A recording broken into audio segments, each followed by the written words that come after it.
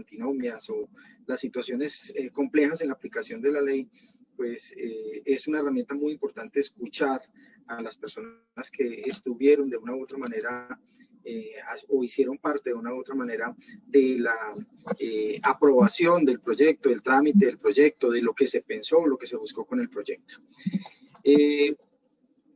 Por efectos de tiempo, pues voy a hacer, digamos, en términos muy genéricos, un recorrido por lo que se refiere a las modificaciones en materia de recursos ordinarios en la reforma a la ley 1437 del año 2011. Lo primero que hay que señalar aquí es que dentro de los objetivos de la reforma inicialmente planteada y del proyecto y anteproyecto que se trabajó en el Consejo de Estado, pues no había ninguna modificación relativa a la primera parte del código, es decir, a la parte del procedimiento administrativo.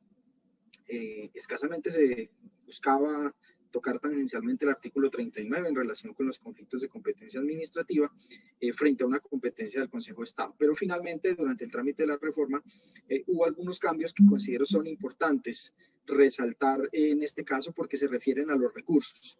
Cuando hablamos de recursos ordinarios, pues no podemos dejar de lado los recursos dentro del procedimiento administrativo y concentrarnos solamente en los recursos en el proceso contencioso administrativo, porque efectivamente esta ley trajo reformas también en esa primera parte.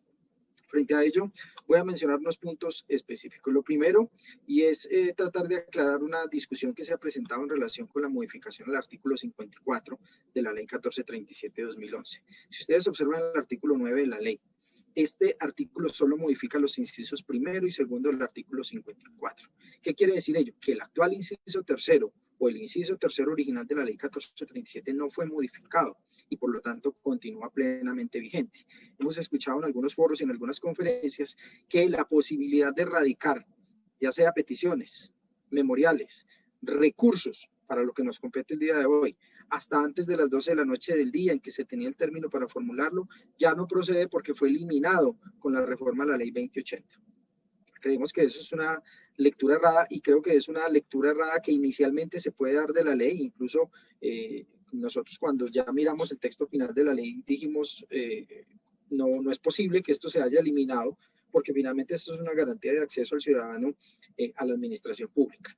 Entonces hay que aclarar, la posibilidad de radicar memoriales, en este caso recursos ante la administración pública, todavía sigue vigente hasta antes de las 12 de la noche del día en que se tiene para interponer el respectivo recurso o presentar el respectivo memorial, porque el artículo 9 de la ley 2080 no suprimió, no eliminó, no derogó el inciso tercero del artículo 54. En segundo lugar, frente al artículo 10 de la reforma que regula la notificación electrónica en procedimiento administrativo, hay que señalar que cambió tangencialmente cuando se entiende notificada una decisión administrativa. En este sentido, la anterior norma nos decía, o nos indicaba que se entendía notificada o se entendía surtida la notificación cuando el administrado tuviera acceso al acto administrativo que se le notificaba.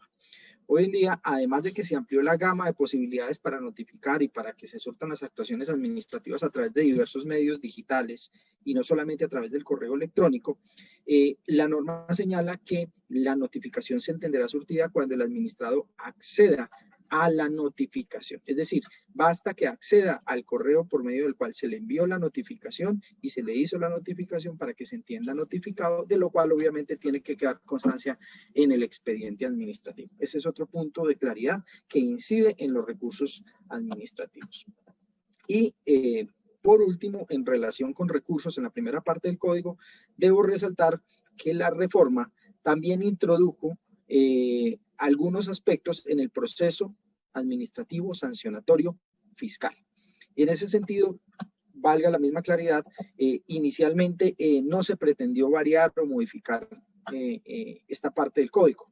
Sin embargo, la Contraloría General de la República adicionó dentro del trámite del proyecto, hizo, digamos, la gestión o el lobby pertinente ante el Congreso de la República para que se regularan algunos aspectos necesarios en ese procedimiento administrativo.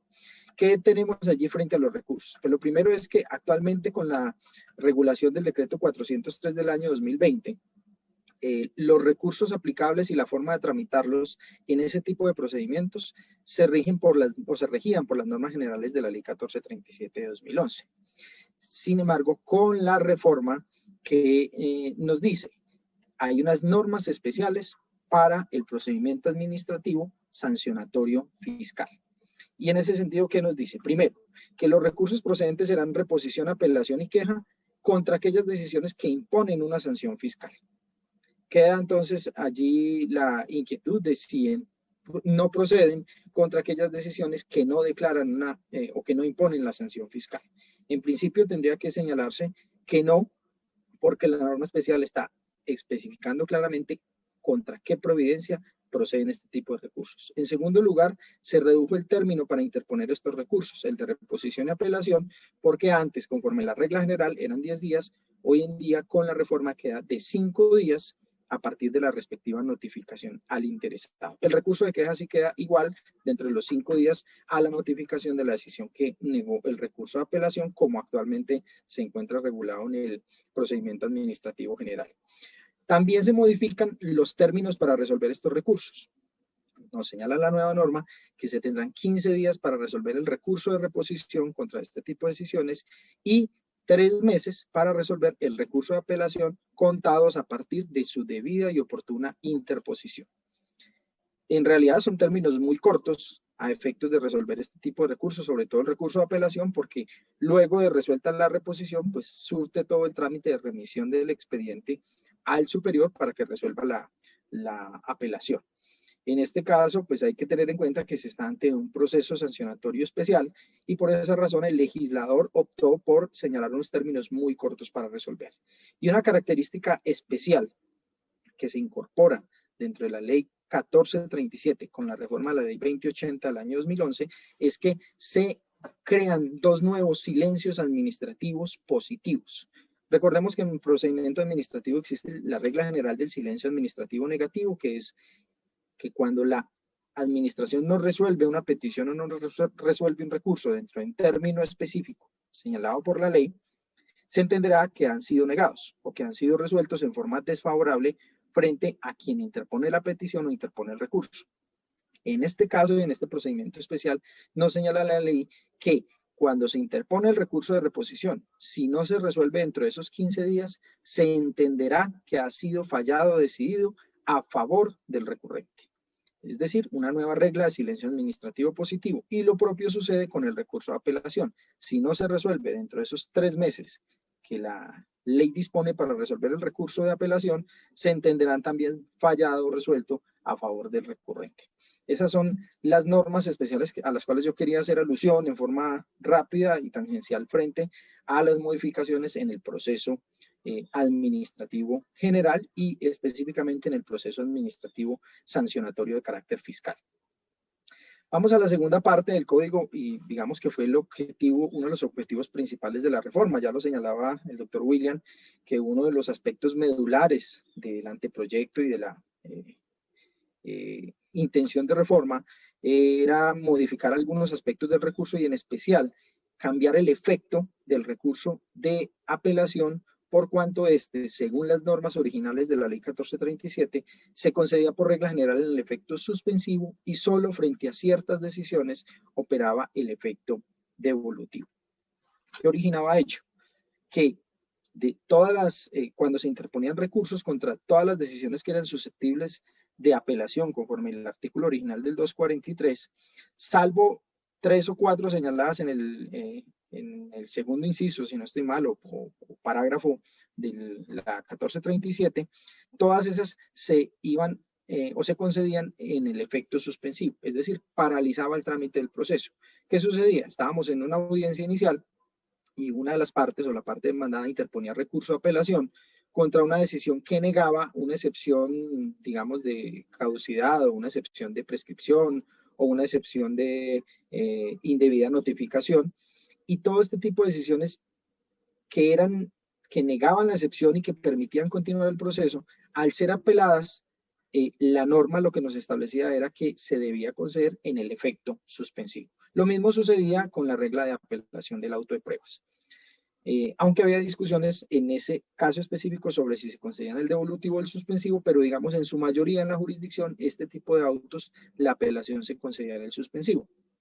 Cuando llegaba al Consejo de Estado o a los tribunales, pues en muchos casos los recursos se resolvían en, digamos, 3, 4, 5 meses, hablando de tribunales, o menos en algunos de ellos, pero en el Consejo de Estado la situación era crítica a tal punto que podía haber apelación de autos que se demoraban 4, 3, 4 y hasta 5 años para resolverse.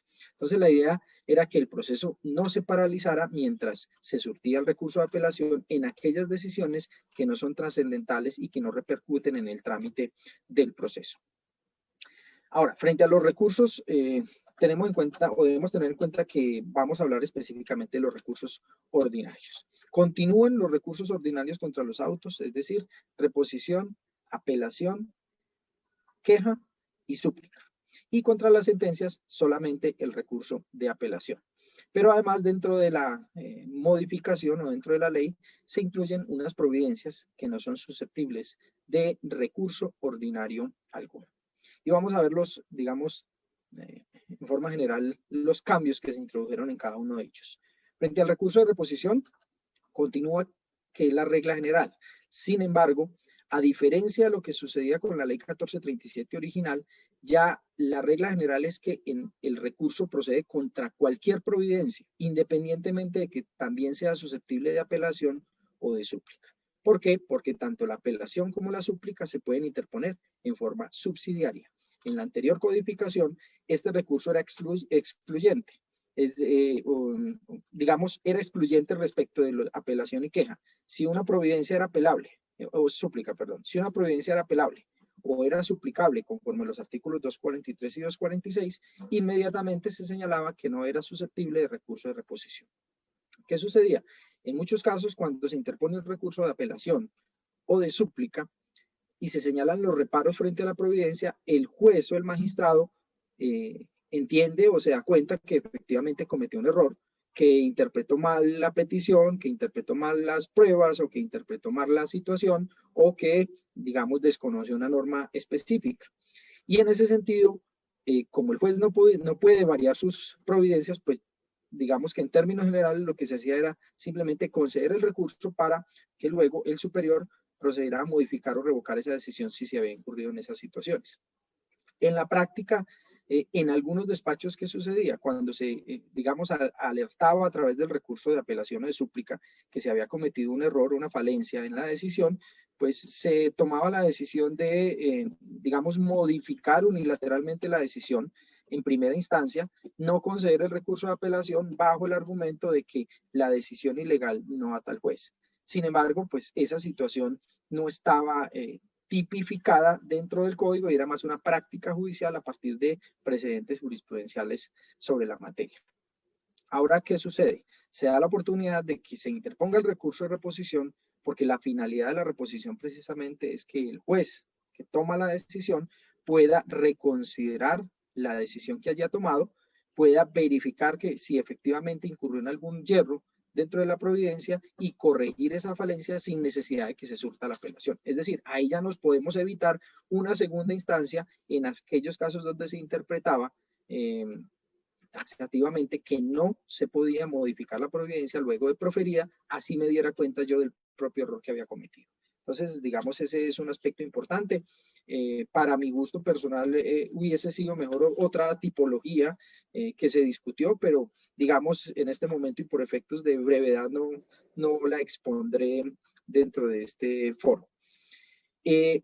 Frente al término y trámite para interponer el recurso, las normas no varían, simplemente se hace la remisión al Código General del Proceso, tal como estaba antes que remitía al Código de Procedimiento Civil. Frente a las decisiones susceptibles de recurso de apelación, pasamos al segundo recurso, pues la finalidad efectivamente fue primero, inicialmente dentro del objetivo de la reforma fue acortar el número de autos apelables. En un proceso por audiencias, pues lo ideal es que las providencias apelables sean el mínimo número o el menor número de decisiones dentro del proceso.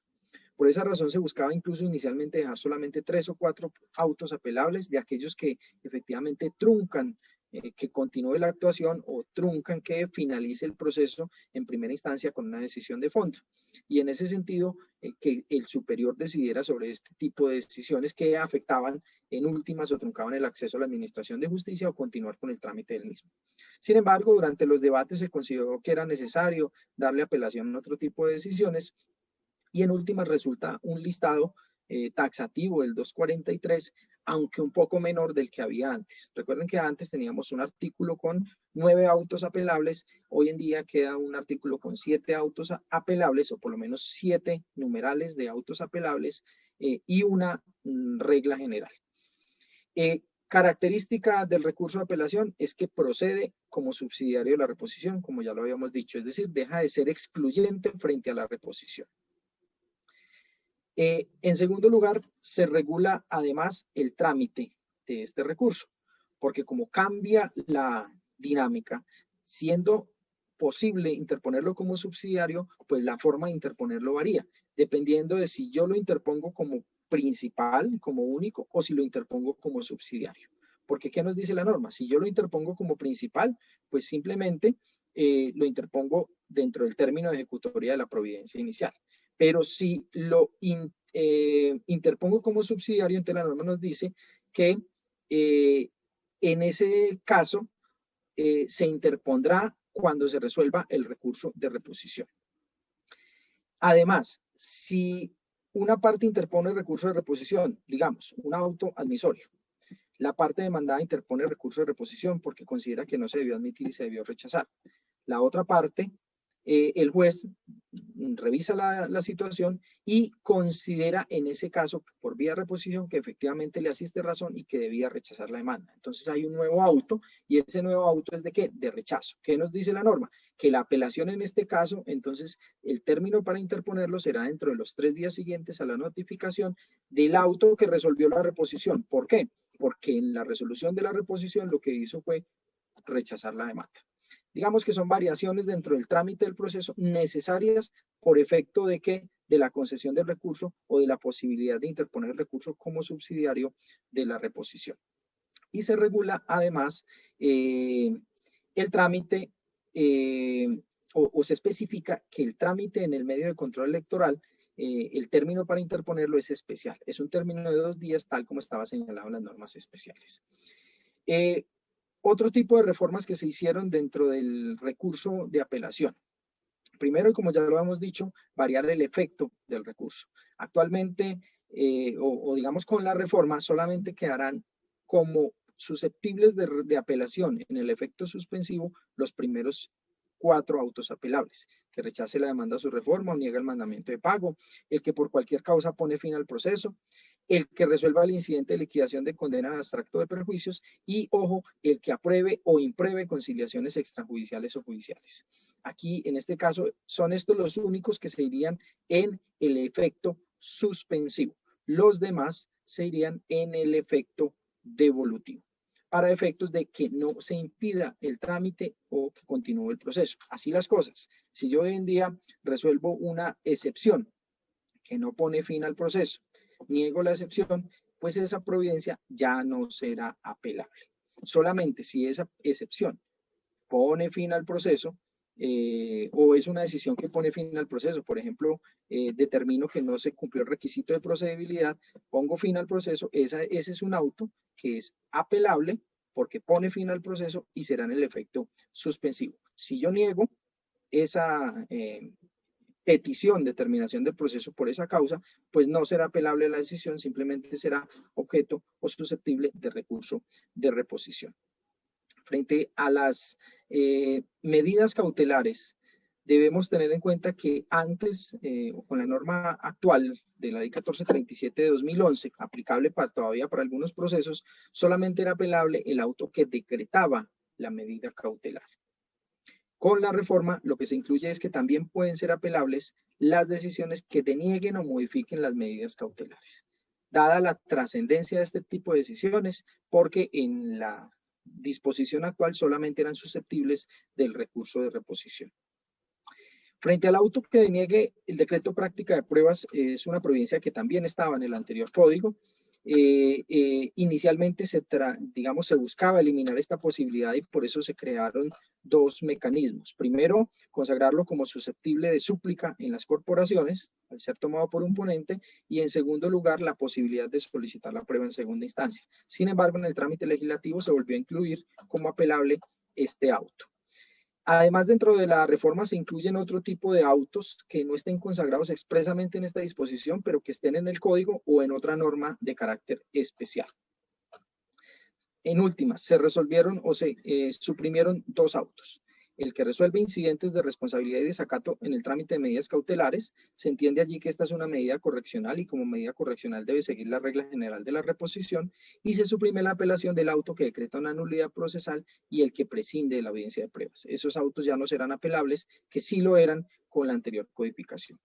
Además, una reforma trascendental dentro de los autos apelables, y es que recuerden que con la ley 1437 original había diferencia de que autos eran apelables si eran proferidos por tribunales o corporaciones o si eran proferidos por jueces.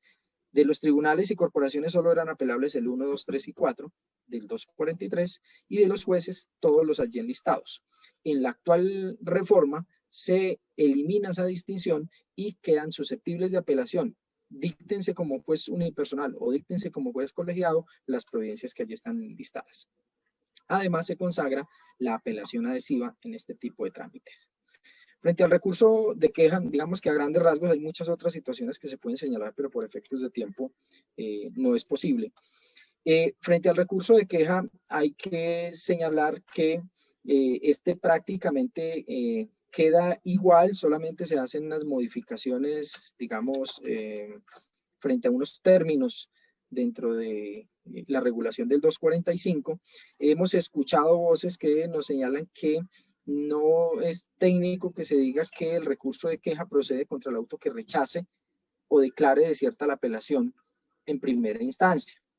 Resulta que en la práctica observamos a diario que los jueces de primera instancia rechazan por extemporáneo los recursos. Entonces esa es una decisión que no estaba consagrada antes, porque antes que señalaba la norma contra la decisión que niega la apelación. Resulta que el juez de primera instancia no niega la apelación. El juez de primera instancia o no la concede o la declara desierta o, como sucede en la práctica, la rechaza. Por esa razón y para efectos de claridad se incluye el rechazo dentro de las posibilidades para el recurso de queja. Recurso de queja que se surte ante quién, ante el superior, como lo establecen las normas generales, y su trámite continuará siendo el del 325, el del 353 del Código General del Proceso. Considero que es innecesario que haya continuado, y digamos en el proyecto inicial de reforma se había suprimido esa parte de la redacción, pero en el trámite legislativo y por algunas intervenciones que se hicieron durante se volvió a incluir la procedencia del recurso de queja cuando el recurso se conceda en un efecto diferente al señalado en la ley. En mi criterio, sobra esa regla, porque si observamos digamos, el trámite de las apelaciones de autos o de sentencias, en el artículo 325 del Código General del Proceso expresamente se señala que cuando el juez de segunda instancia reciba un recurso de apelación y observe que fue concedido en un efecto diferente al que legalmente procedía, procederá a corregir esa situación, es decir, hará el ajuste oficioso y comunicará la decisión al juez de primera instancia para que adopte las medidas. Por esa razón consideramos que no era necesario que se surtiera el recurso de queja, pero en ese caso, digamos el legislador optó por mantener la situación. Frente al recurso de súplica, digamos, se hace una reorganización del artículo. Debemos tener en cuenta que hay dos reglas especiales frente a este recurso. Primero, este recurso solamente procede en cuerpos colegiados. Y en segundo lugar, solamente procede frente a decisiones del magistrado ponente. También, este recurso deja de ser excluyente frente a la reposición, tal como sucede con la apelación. Es decir, se puede interponer en forma subsidiaria. ¿Cuándo procede este recurso? Primero, dependiendo de la instancia. Si estamos en única instancia, frente a todos los autos que son apelables del 243, o los que rechacen de plano la extensión de jurisprudencia en el caso del Consejo de Estado. Si estamos en cualquier instancia, pues serán suplicables los autos que declaren falta de competencia o jurisdicción en cualquier instancia. ¿Por qué? Porque esta decisión queda de ponente y por lo tanto será susceptible de que sea revisada por los demás miembros de la sala en la corporación respectiva. Y además se regula que durante el trámite de la apelación o durante el trámite de los recursos extraordinarios, es decir, cuando ya estamos en segunda instancia, serán susceptibles de súplica todas las decisiones que allí se tomen y que estén enlistadas en el 243. Es la primera regla. Y segundo, el auto que rechace o declare desierto un recurso.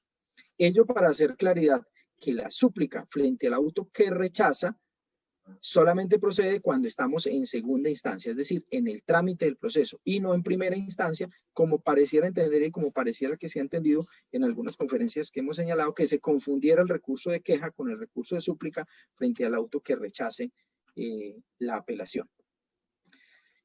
Además, se regula el trámite de este recurso porque recuerden que en la anterior norma no existía un trámite para el recurso cuando se interponía en el trámite de la audiencia. Solamente estaba regulado cuando se interpusiera por escrito, pero ya sabemos que en el proceso por audiencias muchas decisiones suplicables se toman en el curso de la audiencia. Por esa razón, la norma lo que incluye es una regulación en ese sentido.